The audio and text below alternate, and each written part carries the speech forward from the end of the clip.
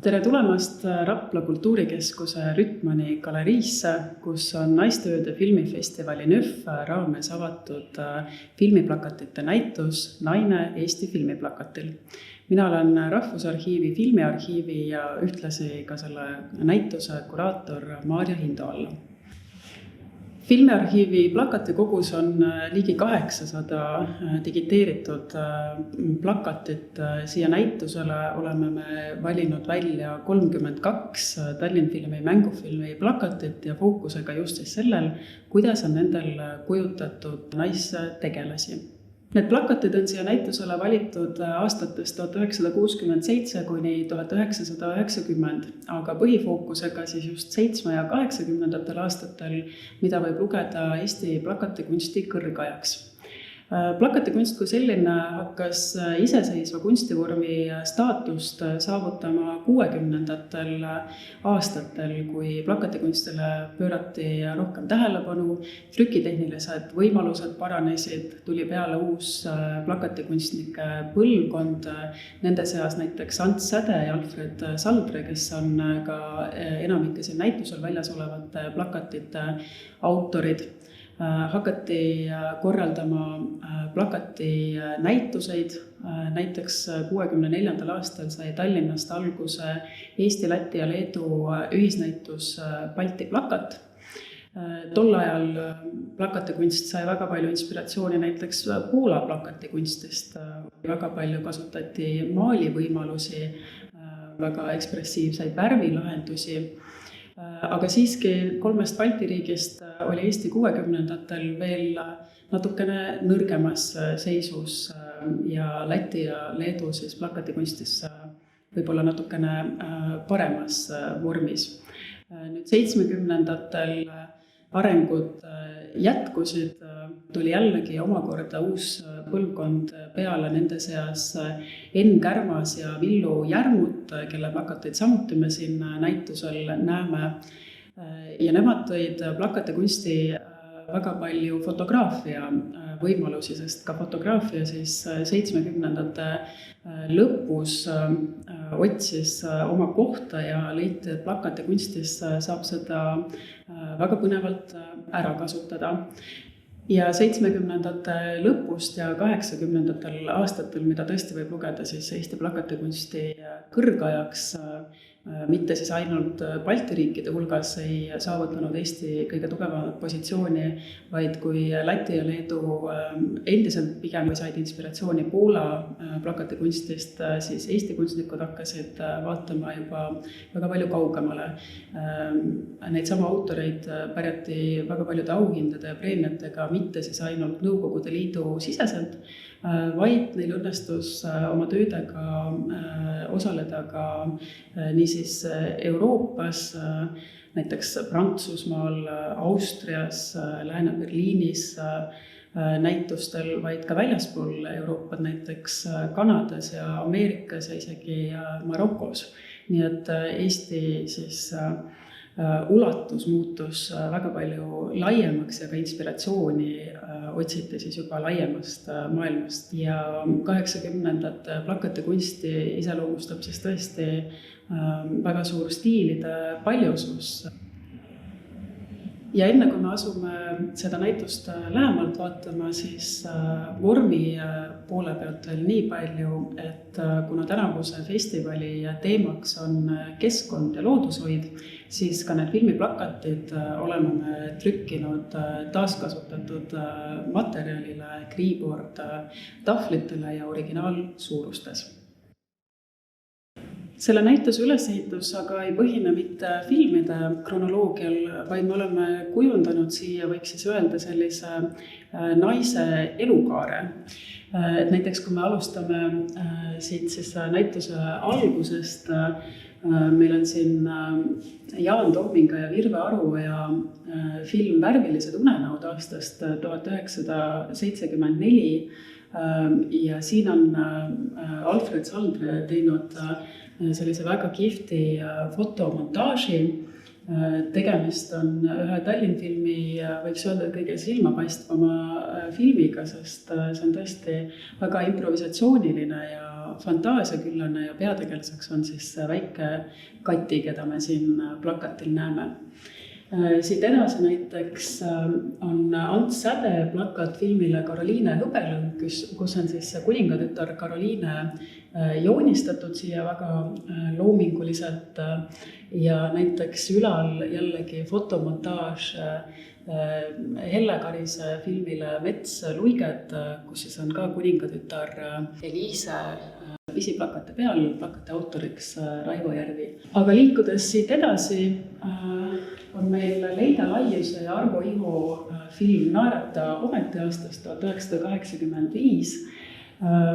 Ja kui ma varemalt ütlesin, et need plakatid on aastatest 67 kuni 90, siis natukene oleme siinkohal teinud sohki, sest tõesti siin on siis selle filmi põhiplakat ja pisiplakat, mõlema autoriks Ülo Emmus, aga natukene võrdlemalt selle visuaali põhjal oleme siia juurde võtnud ka aastast 2012 siis selle plakati uusversiooni, kui film Naerata ometi sai Eesti Film 100 projekti raames digitaalselt taastatud.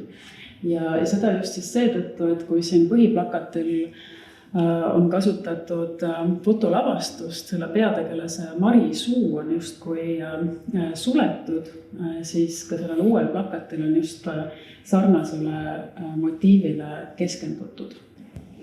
Siit edasi on aga üks väga silmapaistev näide Filmiarhiivi kogude puhul. Tegemist on filmi Viimne reliikvia plakatiga, mis siis oli kasutusel Saksamaal, kui film Saksamaal linastus 71. aastal ja siin on kasutatud sellist maalitehnikat ja ka üks selliseid sümbolistlikumaid plakateid siin näitusel. Me näeme siis Agnest, kes on vangistatud selle, võib arvata, et vend Johannese sünge kuju sisse. Selliseid plakateid meie kogudes väga palju ei leidu, mis on tehtud siis Eesti filmidele, kui nad on välismaal linastunud, nii et tõesti väga märkimisväärne see näide on.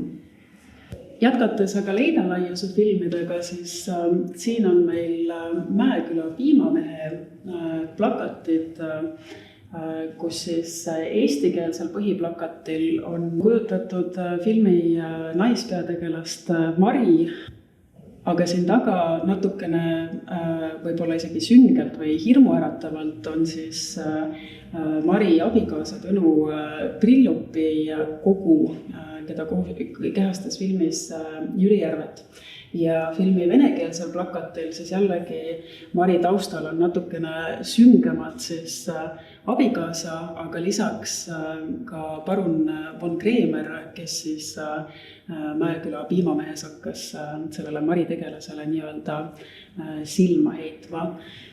Pisiplakatil on kasutatud fotod filmist ja jällegi siis Mari koos abikaasaga. Ja Leida Laiuse filmidest on huvitav näide veel Kõrboja peremees, sest Kõrboja Anna oli teadupärast ju väga iseseisev ja tugev naiskarakter ja filmi peategelane, aga siiski siin plakatitel on teda siis kujutatud kas lembehetkel Katku Villuga venekeelsel plakatil väga ilus selline maaliline kompositsioon või siis suuremal põhiplakatil juba ka lapsega koos. Ja veel Leida Laiuse filmidest ka Uku-Aru, kus siis põhiplakatil jällegi sellises maalistiilis filmi peategelast Minnat kehastanud Elle Kull, väiksemas formaadis siis koos pillimees Akseliga, keda kehastas Lembit Ulfsak ja siis keskformaadi plakatil lastega koos. ja siin on kaks põnevat suureformaadilist näidet Ülo Emmuselt ja Alfred Sandbrelt. Kõigepealt siis Lembit Ulfsaki lavastatud film Kesk ja rõõmud, kus on siis selline sümbolism võib-olla kõige tugevamalt tunda filmiplakati puhul ja seepärast on siin väga kunstiliselt siis kasutatud sellist fototöötlust. Ja teine on Kaio Kiisa filmi Regina plakat, mille autoriks on Alfred Sandre. Film aastast 1989 ja film iseenesest juba on väga julge ja kus siis Ülle Kaljuste kehastatud peategelasel on väga palju suhteid erinevate meestega ja sellega seoses siis muidugi ka plakat väga julge, et meil on siin esiplaanil Ülle Kaljuste, aga näeme siin taustal siis ka Madis Kolmet, Evald Hermaküla ja tõenäoliselt siis Tõnu Kark, kes kehastasid neid mehi, kellega Regina kokku puutus. Nii et ka plakat ise väga silmapaistev just enda julguse poolest. Ja siin on meil 3 väikeseformaadilist plakatit ja siinkohal on siis sobilik rääkida üldse nendest plakati formaatidest, et kui suureformaadilisi offset-trükis plakateid tehti kõige olulisematele filmidele, eeskätt siis kodumaistele filmidele, siis teine levinud formaat selle kõrval olid sellised väikesed A4 suuruses, nagu neid kutsuti tramvaikad, ehk siis nagu nimi viitab, mida eksponeeriti ühistranspordis. Ja kui see suureformaatiline plakat oli ikkagi kõrgetasemeline kunstiline ja trükitehniline töö, siis tramvaikad olid suure tiraaži arvuga ja jällegi odavamalt tehtav variant, mida trükiti Narva maanteel asunud filmilainutuse ja reklaamivalitsuse kontori keldris veel tsaariaegsetel trükimasinatel 1 või 2 värvilistena. Ja kui ühe kunstniku jaoks see suureformaadiline plakat, mis keskeltläbi võttis 5-7 päeva aega, selle eest maksti ligikaudu selline 70-80 rubla, siis tramvaika oli selline tore väike lisaformaat seal juures, sest kogenud kunstniku jaoks võis tramvaika kujundamine võtta võib-olla paar tundi, aga maksti selle eest siis ka kuskil 35 rubla kanti. Filmikunstnik Eugen Tamberg on meenutanud, et tema ühe suureformaadilise plakati eest on saanud suisa 140 rubla, mis oli juba selline ülemuse palga suurusjärk. Nii et kunstnike jaoks plakat, sealhulgas filmiplakat, oli üsna tasuv lisatöö ja seepärast neid plakati kunstnikke oli kusagil 30 kandis, keda siis filmilainutuse ja reklaamivalitsuse vanem kunstiline toimetaja Jaan Pärn sai tellida plakateid kujundama.